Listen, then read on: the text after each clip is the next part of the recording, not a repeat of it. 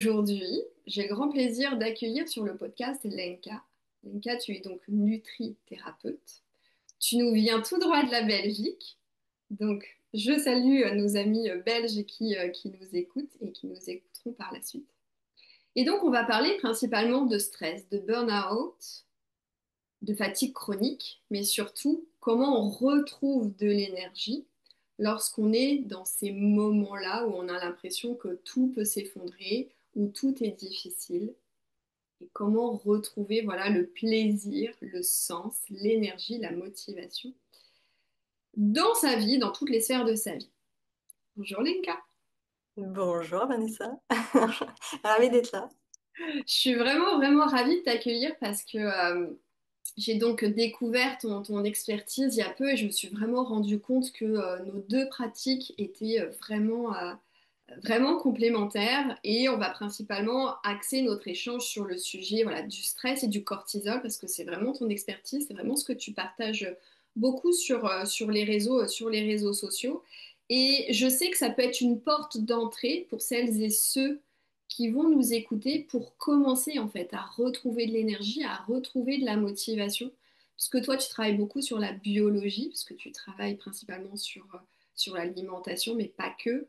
Et moi, j'aide les gens, voilà, à lâcher toutes ces croyances limitantes, toutes ces décisions, toutes ces identités obsolètes qui les maintiennent dans une vie, en fait, qui ne leur ressemble plus. Et donc, on va regarder ça un petit peu plus en détail. Donc, ma première question, Lenka, ça va être de savoir comment tu en es venue à ce métier de nutrithérapeute que j'ai donc découvert aussi il y a peu, que j'ai découvert avec toi, et comment tu en es venue à cette expertise. Eh ben, tu poses des questions dès le début, très simple. Non, comment j'en suis venue, moi? Donc déjà, la nutrithérapie, qu'est-ce que ça fait? Ça étudie les nutriments qu'on mange. Et ce qu'on mange, en fait, ça nous construit. Nous sommes des nutriments. On ne se rend pas compte. On a parfois l'impression que nous sommes le mental et nos agendas et notre travail, etc. On est quand même un corps qui fonctionne avec ce qu'on lui donne. Et avec ce qu'on lui donne, il va faire, je sais pas, les anticorps, les hormones et aussi les hormones de stress ou les hormones de détente. Donc, c'est pas que les hormones sexuelles. Et la nutrithérapie va étudier qu'est-ce qu'il nous manque, de quoi on a besoin pour fonctionner de façon optimale, pour pas tomber malade déjà, et qu'est-ce qui se passe si on a des carences, comment les renourrir. Donc déjà, d'où l'assiette et aussi, nourrir des carences parfois avec des compléments alimentaires si on peut plus s'aider avec l'assiette. Ce que je dis parfois à mes clientes: «Tu ne peux pas manger pour toi d'il y a 10 ans, 1 an, 5 mois, 3 mois où tu as un tout petit peu peut-être négligé ton corps et où tu as dépensé trop». On peut dépenser trop de nutriments et justement, comment on fait ça? C'est via le stress. Mhm. On va parler de cortisol, pourquoi, comment, c'est quoi la nutrition anti-stress, mais c'est vrai que moi je suis pas du tout née avec des connaissances de nutrition. C'était toujours ma passion, mais moi je suis quelqu'un qui est né plutôt avec le stress, avec mes petits traumas, avec un profil hyper tendu, hyper sensible dans l'hypervigilance dès le début de ma vie et ça s'est pas amélioré au fur et à mesure de ma vie où j'ai fait 2 burn-out. Donc aujourd'hui, j'ai 33 ans. J'ai failli même faire un troisième où c'est là où je me suis dit: «OK, faut peut-être faire quelque chose avec ça». Mais mon premier burn-out, j'étais encore étudiante et j'étudiais pas la nutrithérapie, j'étudiais Sciences Po. Donc j'ai plutôt un background, carrière, cadre Sciences Po et cetera et j'ai mes ambitions, c'était travailler d'où Bruxelles, dans tout ce qui est l'Union européenne, dans les institutions et j'ai réussi. J'étais là, je suis toujours à Bruxelles d'ailleurs, mais ce qui s'est passé, c'est que là aussi, j'ai fait un burn-out où je n'arrivais plus à bosser du tout et pour moi, c'était un énorme échec. Je l'ai trop mal vécu parce que je me suis dit: c'est que parce que tu es faible, parce que tu y arrives pas, pourquoi les autres, ils sont pas en burn-out?» et cetera. Mhm. Commençais quand même à m'intéresser, mais qu'est-ce qui s'est passé dans mon corps? Et j'ai refusé catégoriquement, tu vois? Je savais même pas ce que c'était le burn-out. Pour moi, ça n'existait pas dans mon monde de femme avec des ambitions, avec, les objectifs, la perfection et cetera. Moi, j'avais mon petit monde qui a fonctionné très bien jusqu'au moment où j'ai plein de problèmes de santé. Donc je passe je pense 9 mois avec des médecins, à faire des examens, comprendre qu'est-ce qui se passe avec ma digestion, avec ma fatigue, avec d'autres problèmes physiques. Jusqu'à un moment où on a mesuré mon taux de cortisol. Donc je l'avais découvert à ce moment-là. Je me suis dit: «C'est quoi lui? Et qu'est-ce qui se passe?» Le médecin, il me dit: «Madame, comment est-ce que vous arrivez encore à vous lever du lit?» Tu vois? J'étais là genre: «Comment ça? Comment? Parce que je dois», tu vois? Et il m'a dit: «Votre taux de cortisol, il est tellement bas que vous devriez être très fatiguée, en fait et vous êtes, voilà, un épuisement physique». OK. À ce moment-là, j'ai compris qu'en fait, le stress et la fatigue, c'était pas que dans ma tête. C'est pas que mentalement j'étais forte, faible ou moyenne, c'est que mon corps, en fait, il ne suivait pas et j'ai, en fait, tiré toutes les cartouches et il y avait rien, tu vois, pour renourrir, ce qui manquait. Et c'est vrai que j'étais déjà en train d'étudier la nutrithérapie parce que c'était ma passion depuis, avant depuis 10 ans, donc depuis, que j'ai 18 ans. Tu vois, mon temps libre, c'était regarder sur YouTube, les trucs sur la nutrition, l'alimentation. J'étais végane ou végétarienne à un moment donné. Bon, maintenant je ne le suis plus. Et j'ai même testé le raw food, tu vois? Je mangeais que du cru. Enfin voilà, j'étais très passionnée et j'ai cherché en fait à optimiser mon corps et ses performances et son énergie. Ça, c'était une partie de mon identité et l'autre partie de mon identité, être Lenka stressée, qui bouffe du sucre du matin au soir, parce que c'est ça qui fonctionne, qui, juste avant qu'on me diagnostique le burn-out, boit une bière ou un verre de vin tous les soirs pour me détendre, parce que sinon j'arrive pas à rigoler, à avoir de la joie à nouveau. C'était ma façon d'évacuer et en plus j'étais fumeuse pendant 11 ans. Tu vois? Donc j'ai pas un profil de: «Oh Lenka, pour toi c'est facile, toi tu es parfaite, toi tu manges des protéines, légumes», j'en sais rien. C'était pas du tout mon cas, j'étais loin de là. Et pourtant, tu étais très intéressée sur l'alimentation, donc on aurait pu penser que tu avais quand même une hygiène de vie, sport, je fais attention à ce que je mange, et pas forcément. Alors le sport, attention, j'ai commencé à faire le sport, je pense que j'avais 22 ans. Le sport, c'est un grand mot. Donc non, je viens vraiment d'un background où, je suis stressée et je fonce au mental, j'ai des ambitions, je travaille, j'adore ce que je fais et à côté de ça, je me mets je vivais à côté de mon corps. Hmm.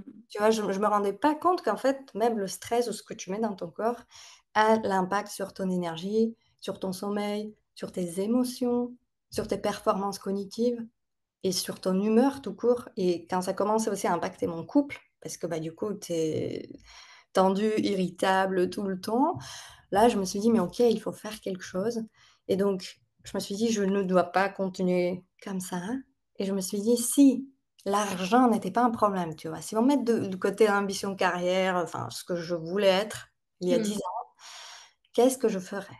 Tu vois? Et c'est là où je me suis dit: «OK, je voudrais étudier la nutrition, mais je n'ai pas envie de devenir conseiller en nutrition en 3 mois». Tu vois? Je voulais vraiment aller loin, d'avoir un truc plus scientifique, de comprendre ce qui se passe et donc là, la nutrithérapie qui est enseignée par un médecin français, docteur Jean-Paul Curtet, CFNA, donc en Belgique. Ce qui était génial avec cette formation, qu'on va vraiment loin, on voit la biochimie et tu as des kinés, des médecins, des pharmaciens qui font en fait cette école de nutrithérapie. Parce que même en médecine, en fait, on balaye un peu trop vite ce que c'est la nutrition, les nutriments, parce qu'en médecine, on cherche comment guérir la maladie. Et la nutrithérapie t'enseigne comment avoir la santé optimale. Voilà, intéressant, ça va aussi intéresser certaines de mes clientes et anciennes clientes, ce sujet. Tu m'étonnes. Ça va peut-être créer des vocations du coup. Ok. Alors, tu nous parles de cortisol et c'est vrai que, en toute transparence, moi je ne connaissais pas ce terme. Peut-être que je vis dans ma bulle, j'en sais rien, mais quand j'ai commencé à te découvrir, tu parlais beaucoup de cortisol et je me suis dit, mais qu'est-ce que c'est? Alors, du coup, question, Lenka, parce que je pense que finalement je suis pas la seule à découvrir. C'est quoi finalement le cortisol et à quoi il sert dans notre organisme? Ouais. Cortisol, c'est une hormone de stress. Tout simplement, il se lève à chaque fois que tu es stressé et son rôle, c'est plutôt de te donner tout ce qu'il faut comme l'énergie, distribuer tout ce qu'il faut dans le corps pour, s'il y a une éventuelle menace en face de toi, que tu puisses te battre ou courir ou autre. OK? Donc c'est une chouette hormone en vrai, tu vois? Là, on dit: «Ah OK. mais le cortisol, c'est un mauvais, quelque chose de Mmh. mauvais, il faut le combattre». Un vrai cortisol, c'est un chouette gars qui nous permet de survivre et c'est pour ça qu'on est là aujourd'hui et c'est très bien d'être stressé quand tu as un camion qui te fonce dessus, tu vois? Et tu dois décider en microsecondes de sauter à droite, à gauche pour te sauver ta vie. Ça, c'est génial. Donc on a été fait pour être stressé. On n'a pas été fait pour être stressé, en fait, tout le temps et de rentrer à la maison et imaginer les camions du matin au soir et même pas dormir la nuit. Mmh. Parce qu'en fait, le cerveau, il ne voit pas la différence entre la menace réelle et imaginaire. Donc OK. dans le doute, le corps, il va toujours garder le cortisol haut pour éventuellement sauver ta vie.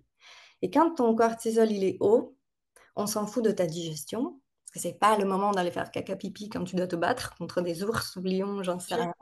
Mmh. C'est pas le moment, par exemple, de te reproduire. Tu vois, j'ai des clientes qui ont du mal à tomber enceinte à cause du stress parce qu'en fait ou font des fausses couches parce que le corps, il décide que c'est pas le moment parce que c'est un peu risqué. Mmh. C'est pas le moment de réfléchir, donc parfois on n'arrive plus à se concentrer, tu vois? On fait une tâche alors qu'avant c'était rapide, on avait le cerveau brillant, magnifique et là, tu as l'impression de ramer tous les matins si tu as pas pris, 3 tasses de café, tu arrives plus. Bah, c'est parce que le cortisol bloque la réflexion. Ça, c'est aussi une bonne nouvelle parce que si tu commences à réfléchir si le camion il est à 2 mètres, 3 mètres, c'est quoi sa vitesse? Tu es morte, tu vois? Donc en vrai, le cortisol est là pour sauver ta vie. Mais si il est tout le temps élevé, en fait, il est pas gratuit. Le cortisol, c'est une molécule biochimique qui demande beaucoup de ressources, beaucoup Mmh. d'énergie et en fait, bah, avec chaque stress, tu vois, tu es fatigué. Et en fait, si tu es stressé tout le temps, bah, tu dépenses toujours plus d'énergie que, Mmh. entre guillemets, ce que tu gagnes. C'est comme le salaire, tu vois? Tu es trop dépensière et tu t'endettes. Au fur et à mesure, tu crées une dette énergétique et en fait, le corps va commencer à choisir: «OK, je vais mettre de l'énergie où, en fait? J'en ai peu, donc peut-être que je vais mettre de l'énergie dans elle va s'habiller, elle va aller un peu au travail, mais elle va mal digérer ou elle va perdre ses cheveux ou elle va tomber plus malade». Bah, parce que je fais des arbitrages, parce que je suis le corps, tu vois? Et j'essaie de la garder en vie. OK, c'est intéressant. Moi, j'avais plutôt le visuel d'une batterie, tu vois, qui se décharge, mais si derrière, tu prends pas le temps de la recharger, en fait, à un moment donné, tu arrives avec un cortisol qui est très, très bas. Quand je t'écoutais, j'ai une question qui est venue parce que j'utilise beaucoup le design humain. Je sais pas si tu connais le design humain, mais je l'utilise dans ma pratique. Et c'est vrai que les personnes qui ont la racine définie sont plutôt des personnes qui arrivent à gérer le stress. Alors encore une fois, pas le stress chronique, mais moi qui ai cette racine définie, je sais que j'aime bien me mettre, tu sais, à ce petit coup de pression avec une deadline peut-être un peu short parce que c'est ce qui va me mettre en mouvement.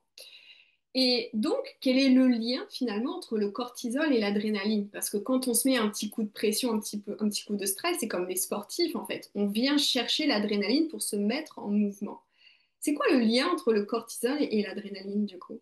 C'est juste une autre, hormone de stress. En fait, tu as adrénaline, noradrénaline, cortisol et par exemple, le cortisol, il va plutôt accéder au glucose. Comme ça, tous tes muscles, ils ont du sucre à disponibilité, tu vois? Pour rapidement produire, de l'énergie. Mhm. Donc par exemple, ça, c'est aussi la raison pourquoi le stress nous fait grossir, d'ailleurs, parce Ouais. qu'en fait, il va donc relâcher, libérer le sucre dans le système sanguin pour produire l'énergie si tu dois courir et ou battre, tu vois? Mhm. Et en fait, si tu utilises pas cette énergie, bah, il y a l'insuline qui va se lever et il va tout stocker.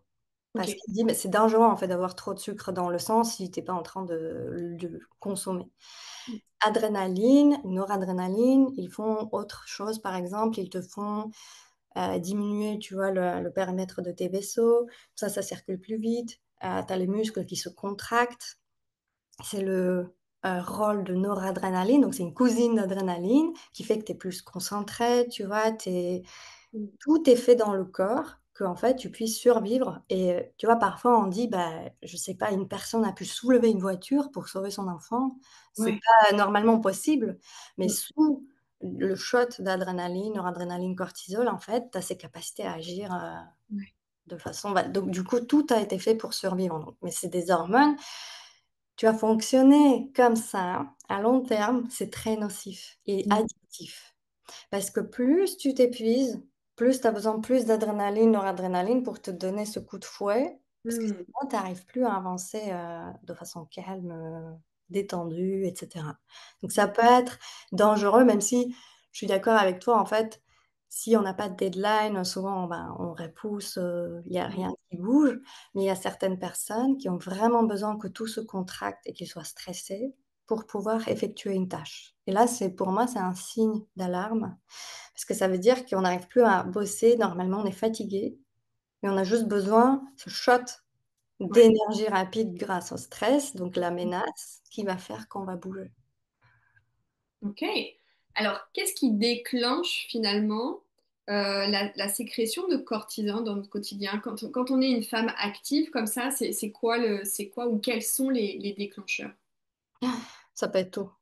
Ça Ça peut peut- être tout. Vraiment, ça peut être en fait, le cortisol, c'est l'hormone de stress.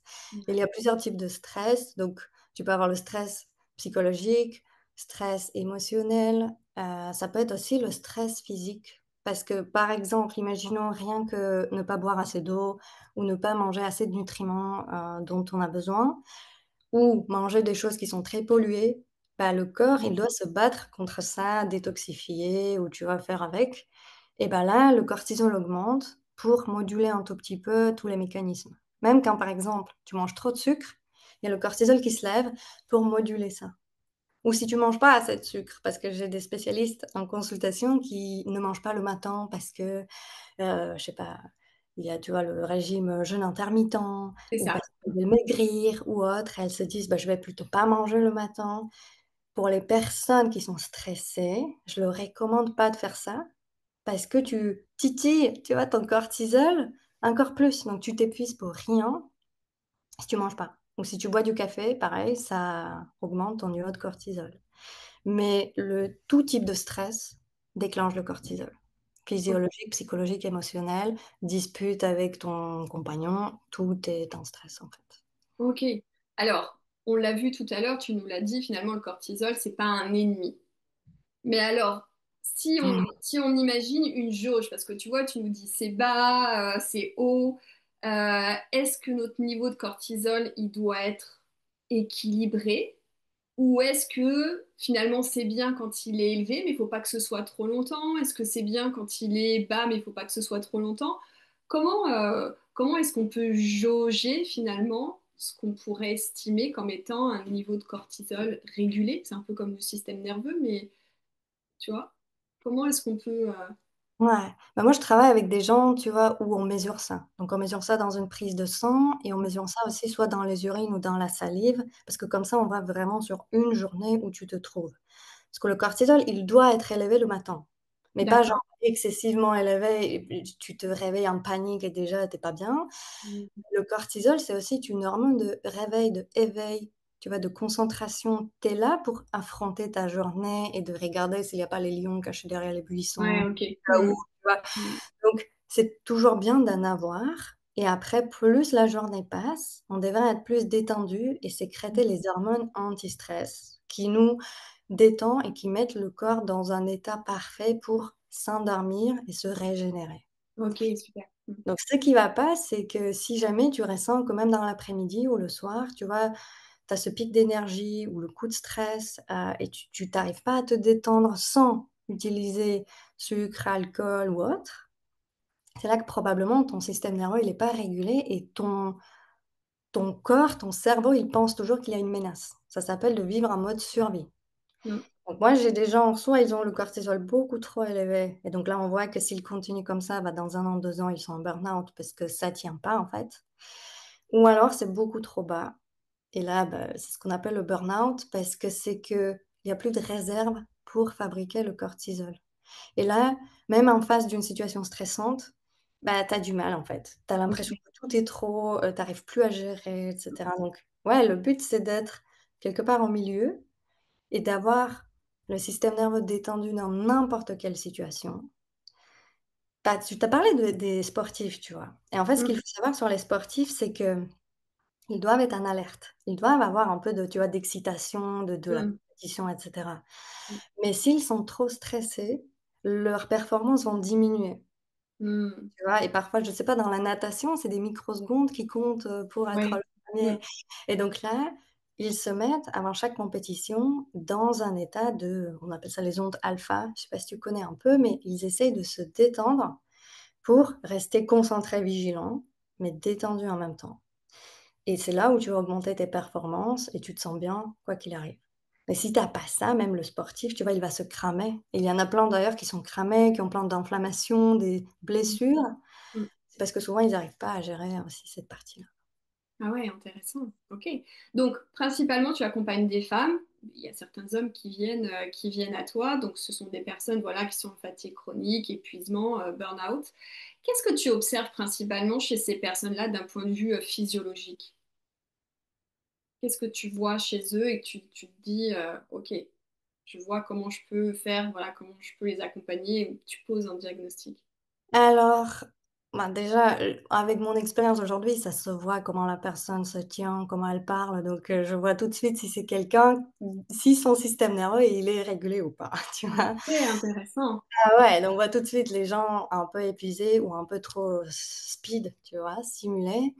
Mais je suis pas dans la devinette et on fait j'ai une liste des paramètres à regarder dans la prise de sang ou comme je t'ai dit, dans les urines ou autres. Mm, Et on regarde pas que le cortisol, je regarde toutes les carences.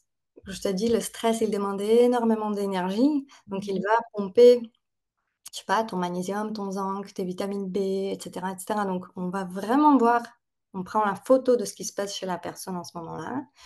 Plus, je leur donne un questionnaire et on voit les symptômes. Comment tu te sens au réveil? Est-ce que tu as besoin le café ou est-ce que tu es tout de suite bien?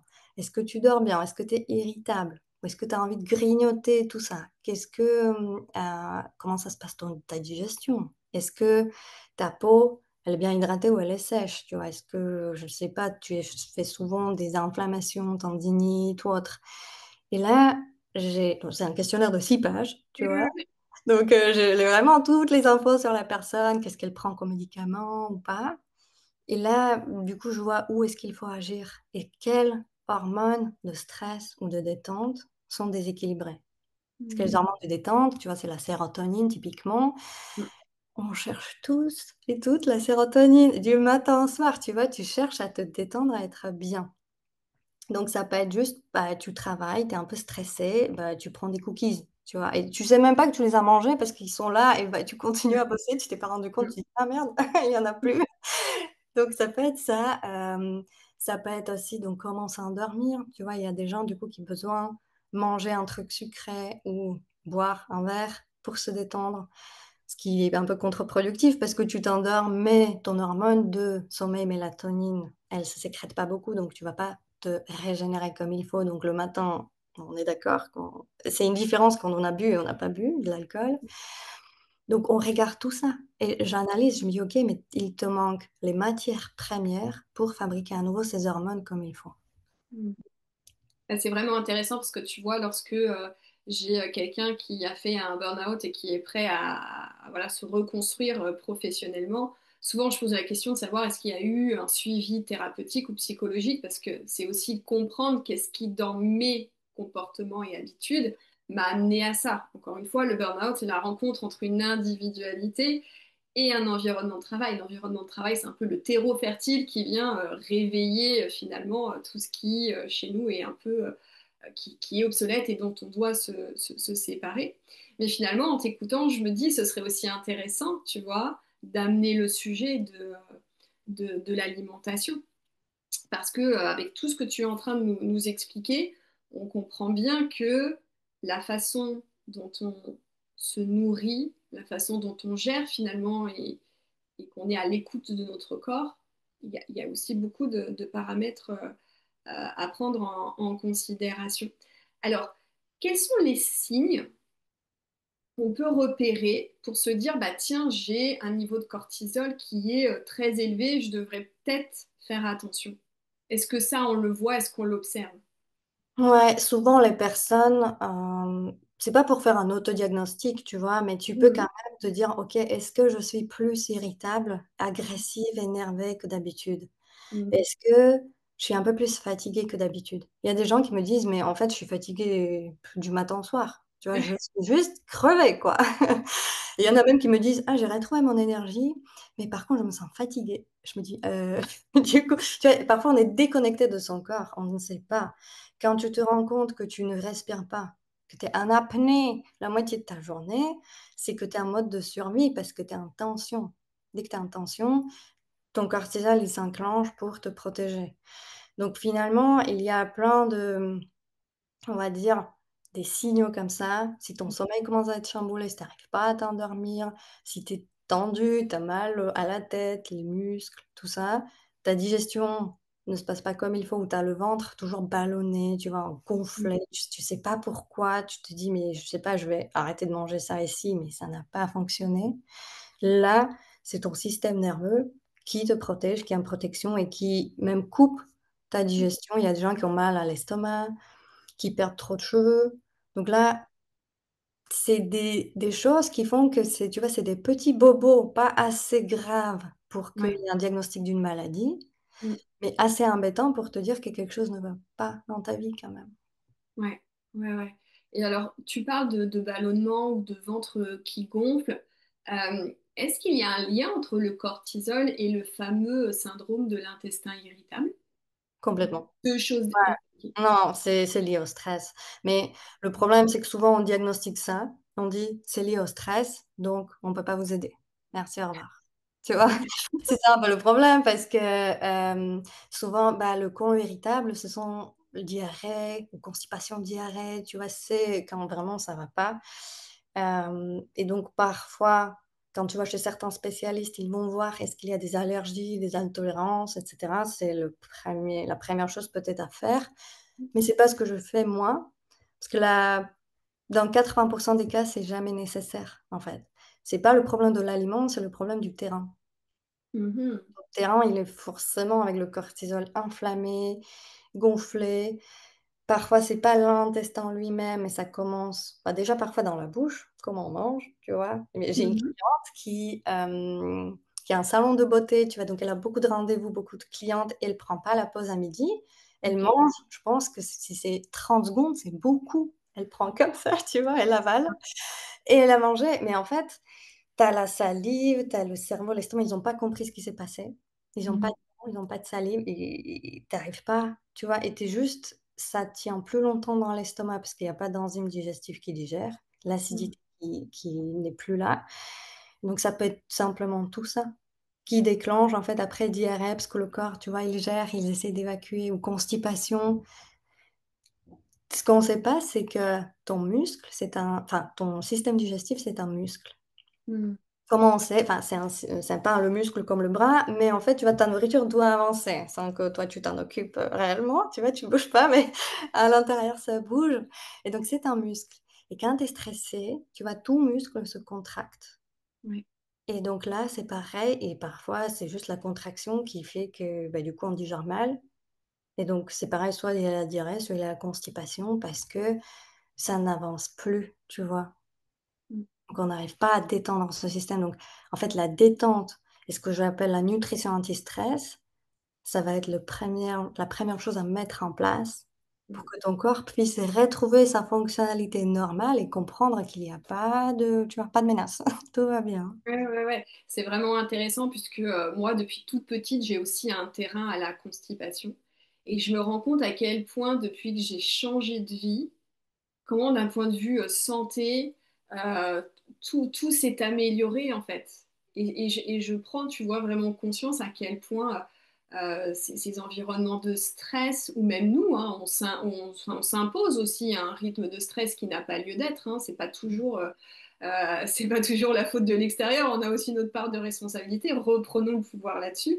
Et c'est vrai que je me dis, bah oui, effectivement, tout ce que j'ai pu changer dans ma vie, à quel point ça a pu avoir un impact sur ma santé. Et j'ai même récemment vécu un miracle parce que je suis quelqu'un aussi qui a souvent des nodules et j'avais un nodule au niveau de la gorge. Mon médecin traitant m'a dit récemment, ce serait bien d'aller le contrôler quand même. Et en fait, le nodule avait disparu.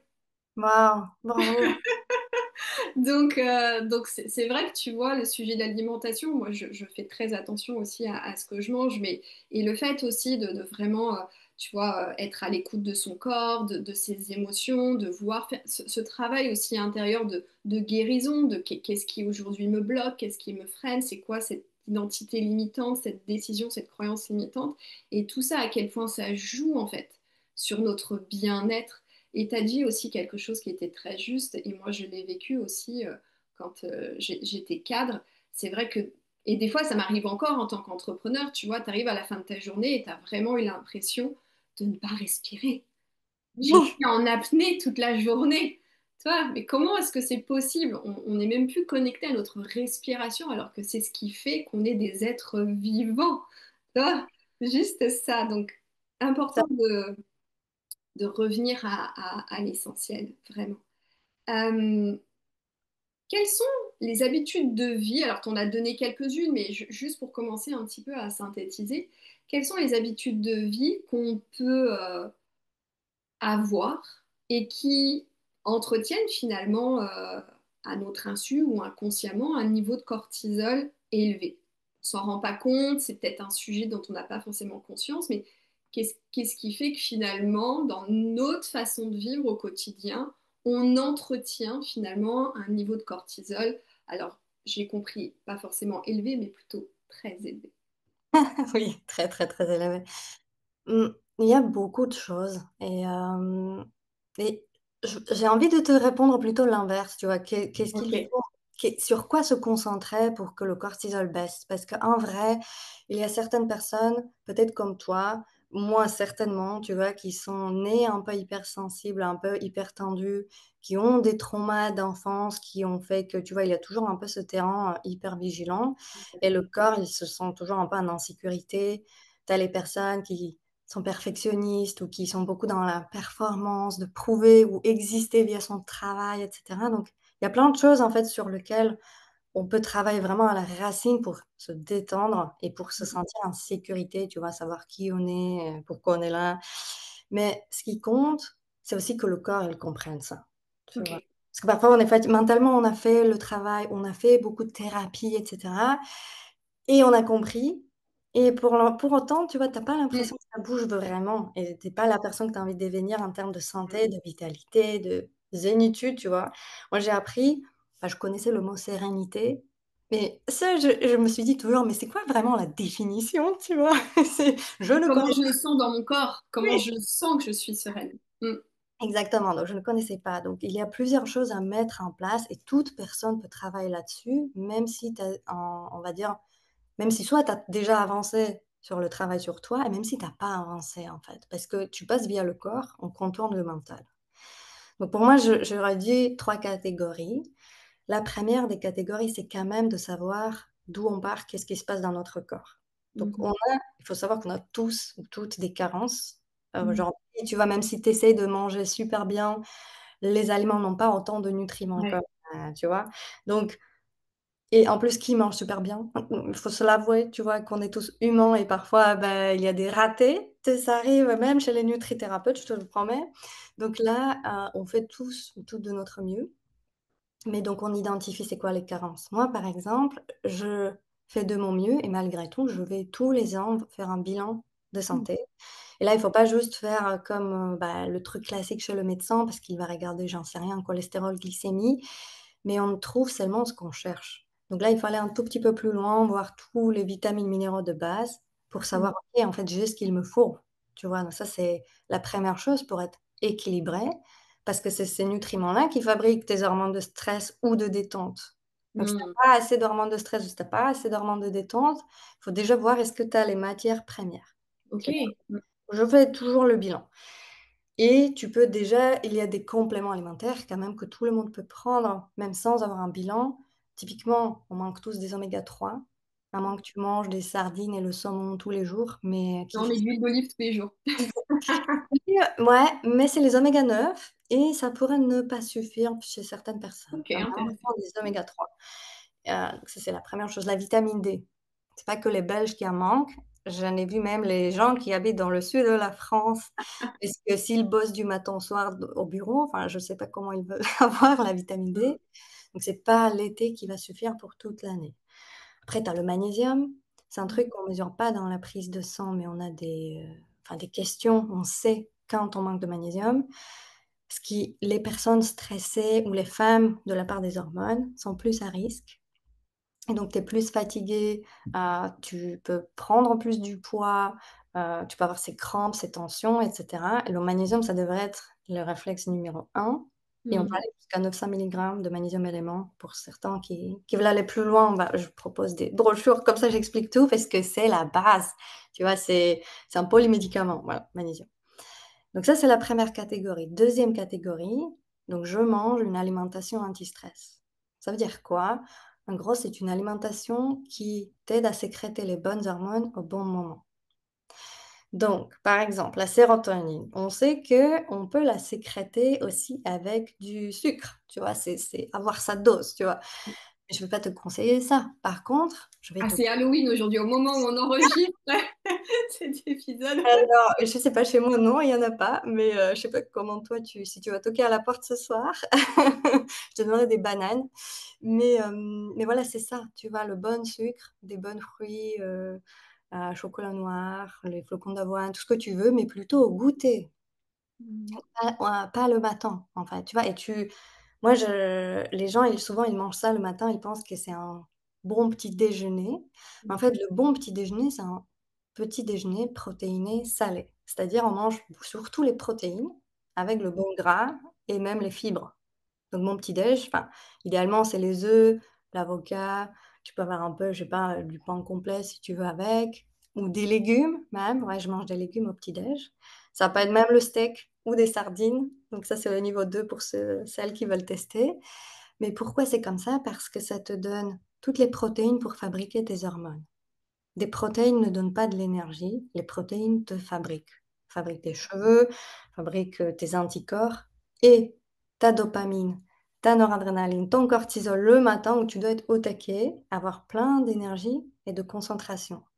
Comme ça, tu as pas besoin à 10 heures, parce qu'il y a des gens qui me demandent: «Et du coup, je mange quoi à 10 heures?» Bah, rien, parce que tu as pas faim, en fait. Si tu manges normalement à 10 heures, tu as pas faim, sauf si tu as mangé à 6 heures du matin. OK, donc là, tu as faim. Après, il y a des gens qui se forcent à manger quand ils ont pas faim et du coup, à 10 heures, ils mangent quand même. Si tu as pas mangé le matin, des biscuits ou autre. L'idéal, c'est que donc le petit déjeuner, c'est ton premier repas du jour qui est protéiné et salé et le sucre, entre guillemets, mais bon, plutôt le bon sucre, bah, tu le mets le soir et au goûter et le soir, on mange moins de protéines, enfin surtout les protéines animales, ouais, qui va, en fait, empêcher la sécrétion des bonnes hormones. Donc là, pour faire vraiment le cycle et respecter ton corps, le matin, c'est les protéines, le bon gras et les fibres. À midi, pareil. Et le soir et l'après-midi, on fait plus des trucs sucrés, mais du bon sucre, des glucides lents, et cetera. Et c'est tout l'inverse, ce qu'on fait en France et en Belgique, parce que mm. le matin, on mange, je sais pas, la baguette confiture et ou flocons d'avoine fruits, et le soir, on mange le steak avec des légumes. Or, c'est l'inverse en fait de ton corps, de quoi il a besoin. Et donc là, je sais qu'il y a des gens qui nous écoutent, ils vont se dire: «Non, non, moi je peux pas, c'est pas pour moi». Et là, je conseille juste de tester sur une semaine. Il y a personne qui revient en arrière. Si tu testes ça sur une semaine, Ah, personne. c'est intéressant. Parce que tu vois, quand je t'ai écouté et que je t'ai vu ton petit déjeuner avec l'avocat, alors moi je suis un peu écolo dans l'âme et je me dis mince, l'avocat, moi je prends l'avocat d'Espagne.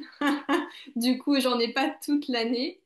Euh, Ce serait quoi l'alternative à l'avocat du coup? Tu vois? L'avocat, si on parle biochimiquement parlant, c'est les oméga 9. Donc l'alternative, c'est l'huile d'olive, les amandes, voilà des choses comme ça. Ok. Sinon, ça peut être du coup le poisson. Mhm. Poisson gras, petit poisson gras, donc pas le thon parce que c'est un gros poisson gras qui est quand même déjà trop pollué pour en manger, assez Ok. souvent. Donc on essaie c'est pour ça qu'on fait les petits poissons. Mais sinon, bah, c'est l'huile de colza, les graines de chia, graines de lin, l'huile de chanvre, l'huile de lin.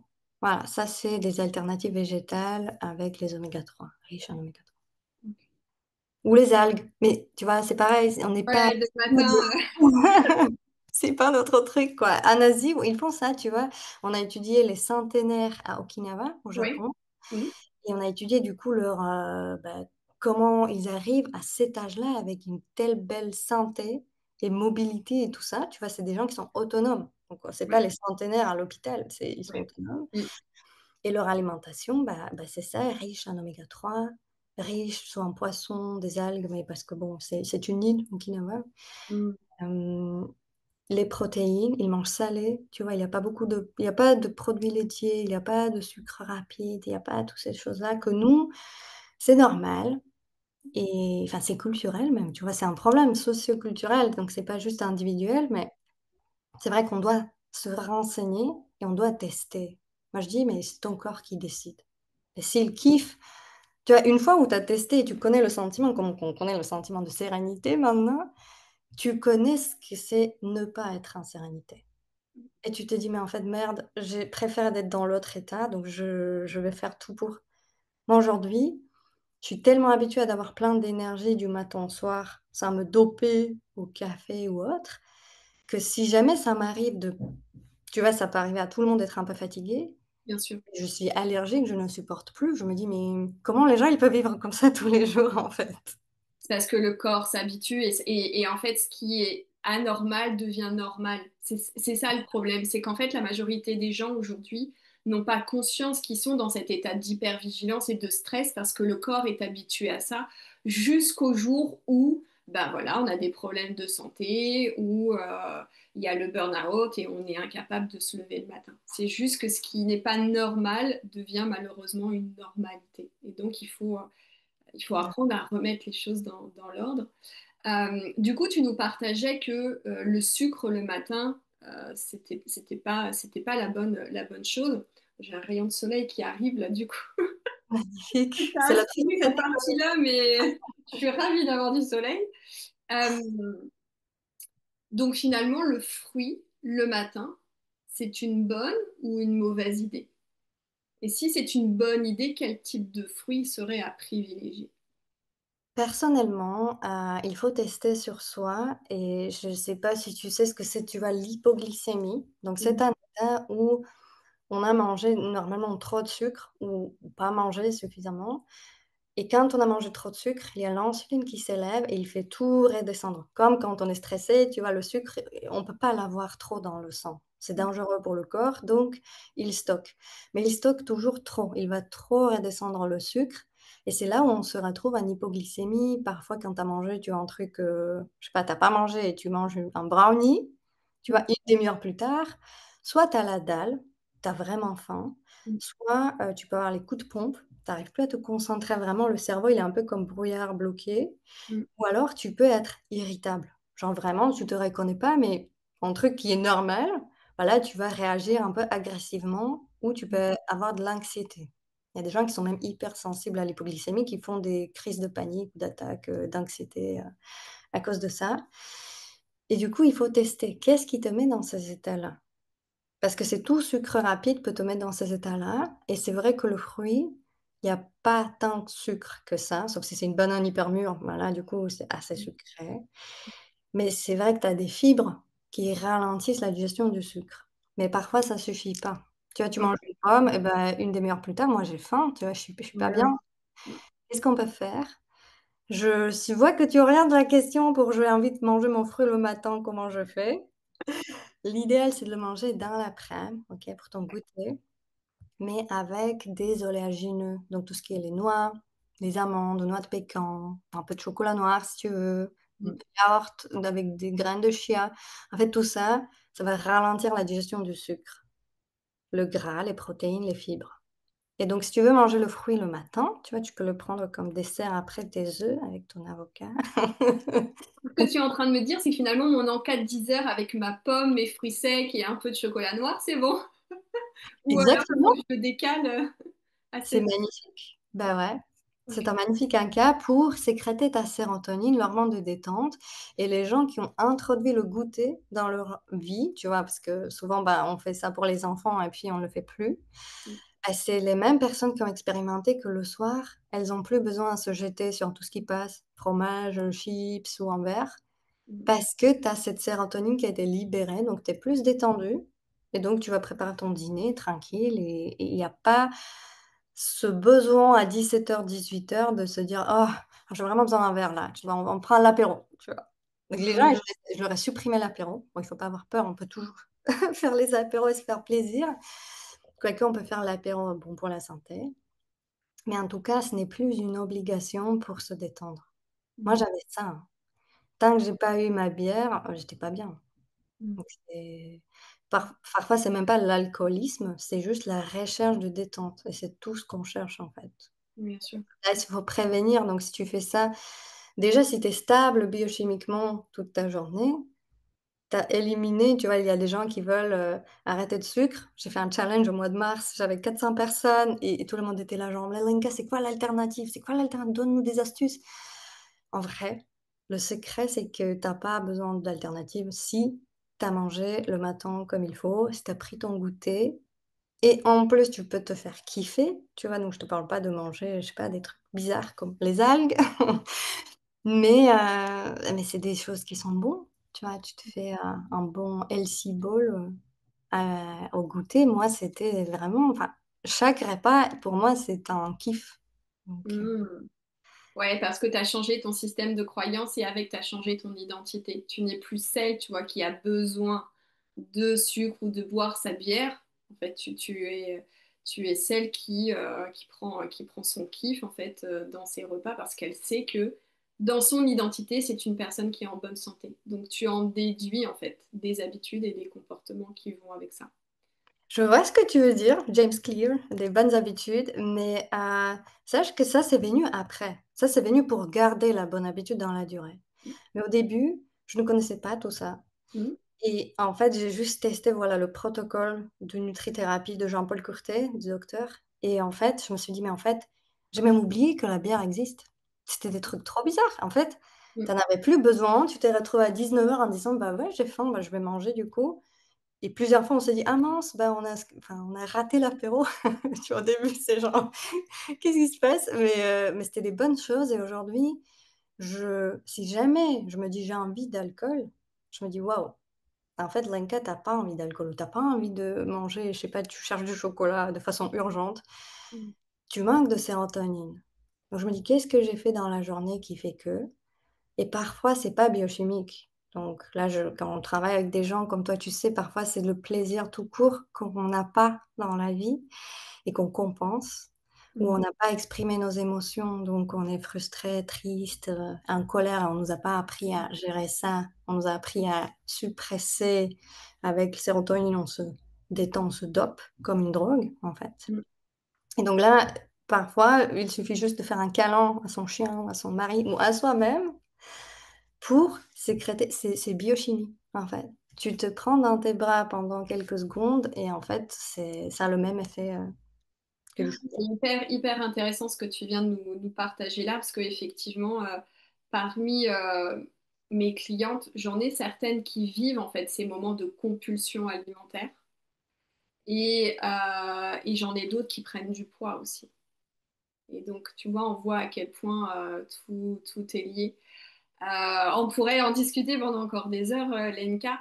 Juste pour clôturer, si une personne qui est aujourd'hui, voilà, plutôt femme, qu'elle soit cadre, dirigeante, entrepreneur, et qui aujourd'hui éprouve, tu vois, cette fatigue chronique ou est vraiment dans une situation de burn-out ou vraiment manque d'énergie, quels seraient les trois principaux changements alimentaires ou peut-être rituels qu'elle pourrait apporter pour commencer, tu vois, à retrouver un peu d'énergie. Donc, on a compris le petit déjeuner.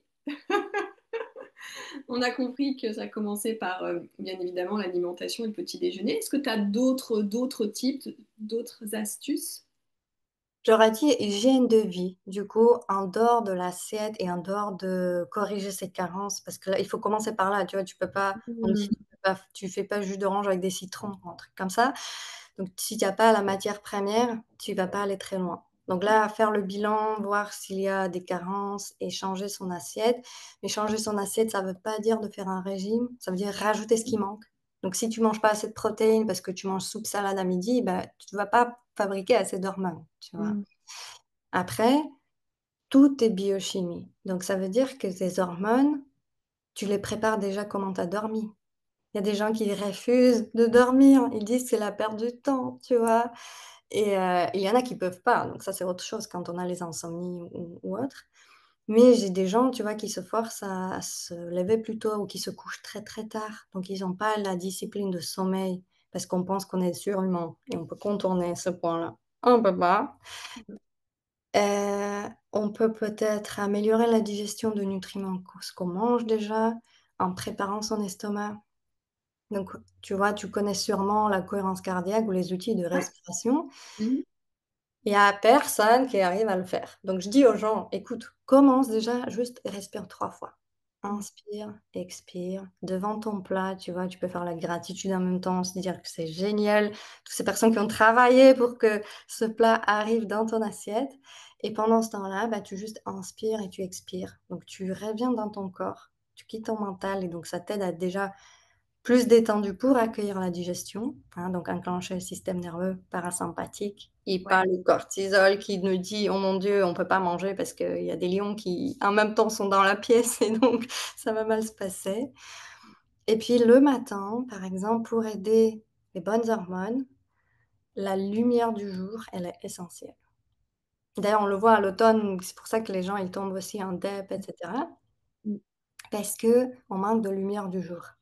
Moi, parfois, si je fais tout bien, j'ai tout bien mangé, j'ai aucune carence, j'ai bougé ou autre et je n'ai pas sorti mon chien le matin, bah, parfois parce que c'est mon compagnon qui l'a fait ou autre, dans l'après-midi, je me dis: «Mais qu'est-ce que j'ai?» Tu vois? Pourquoi il y a quelque chose qui me manque ou je me sens triste sans raison et cetera. Bah, c'est là où on se rend compte que en fait, la lumière du jour traverse la rétine de ton œil et donne une information, sécréter les hormones d'éveil. Donc sécréter un peu de cortisol, un peu de dopamine, tout ça, tout ça. Et si tu pas ça, ça manque. Tu vois, les gens qui travaillent en heure horaire décalée, ah, Ouais. c'est la catastrophe. C'est la catastrophe. Ils sont hyper épuisés et leur corps ne comprend plus rien, où est-ce qu'on est, de quoi on a besoin. Et là, c'est compliqué. Donc ça se joue parfois avec des toutes petites choses. Ouais. Ouais. Ouais. L'essentiel ou la base, quoi, j'ai envie de dire. Mais oui, on cherche tous, toute la pilule miracle, donc si je vous ai déçu parce que je vous ai pas donné le truc secret, il y en a pas et c'est revenir à soi et à ce besoin de base, en fait, la pyramide de Maslow, tu vois? Bah, c'est dormir, boire, manger, Oui, ça la base, c'est ça, ouais. Mm. et de se sentir, tu vois? Moi, j'ai dû apprendre à vivre dans mon corps. De respirer, de se toucher, tu vois? Rien que quand tu fais ça, mon corps, je ressens les vibrations jusqu'à mes pieds en disant: «Ah mais tu m'as vu, je suis là, oh donc tout va bien». Tu vois? On est un peu stérile, hein, avec nous-mêmes, Oui, parfois. ouais, parce on a oublié et qu'on prend plus le temps. Donc se reconnecter à soi, à son corps, comment je me nourris et comment je nourris mon esprit, en fait, tout ça, c'est la base. Et j'ai juste envie peut-être de rajouter aux gens que c'est pas une montagne. C'est pas une montagne. Je peux me connecter à moi-même en buvant mon thé. C'est juste, je suis en train d'avaler, mais je le fais de façon consciente. Consciente. Je choisis du thé à la place du café. Je choisis peut-être de dormir et de faire quelque chose avant mon sommeil pour que je tombe plus rapidement dans le sommeil profond. Je prends mes compléments parce que j'ai identifié mes carences. C'est pas des En fait, c'est pas une montagne. Les gens, ils sont là genre: «Mon Dieu, il faudrait que je change tout. Elle va me faire bouffer les sardines le matin. Non, c'est pas pour moi, c'est pour tout le monde». On a des astuces. On a des astuces. Merci beaucoup, Linka. Où est-ce qu'on peut te retrouver, te suivre? Alors, quand tout le monde tape Lenka nutrition anti-stress, tu me trouves sur Instagram, sur LinkedIn, sur YouTube. Voilà, j'essaie d'être partout, même si c'est pas humainement possible, mais voilà, on me retrouve, nutrition anti-stress, Lenka. Super, ça marche. De toute façon, je mettrai les liens sous l'épisode de podcast. Merci beaucoup, Lenka, pour cet épisode très, très riche. Merci. Merci vraiment. Avec plaisir.